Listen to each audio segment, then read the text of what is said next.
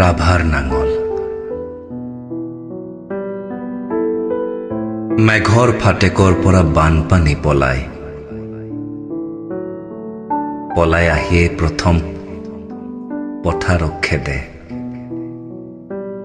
পথাৰৰ গা ভাৰী প্ৰাণৰ মমতাত হেৰাই দিক বিদিক দৌৰে মথাউৰিয়ে দৌৰি দৌৰি হাম খুৰি খাই পৰে। চকুৰ সন্মুখতে নাঙলে পথাৰৰ গৰ্ভপাত দেখে,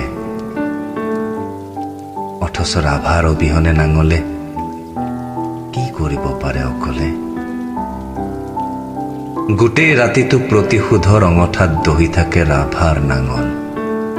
চিঞৰে উদ্যত্ত কণ্ঠেৰে, নাঙল যাৰ মাটি তাৰ। আনফালে যন্ত্ৰণাত ছটফটাই চিঞৰে পথাৰে, বিষ্ণু ৰাভা আৰু কিমান দীঘল এই ৰাতি। লেহেম লেহেমকৈ ৰাতিপুৱা এটাই এন্ধাৰৰ মাজেৰে কোনো মতে বাট কাটে।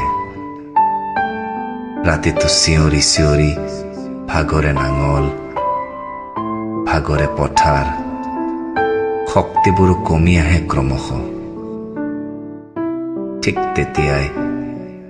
ঠিক তেতিয়াই সুবিধাবাদীৰ নিৰ্দেশত চৰকাৰী দোকানীবোৰে ভোকৰ দুৱাৰবোৰ খুলি দিয়ে, বিনামূল্যে ভিক্ষা বেচে। সৰ্বহাৰা জনতাই চাউল সিজাবলৈ খৰি ফালে, ৰাভাৰ নাঙলৰ খৰি।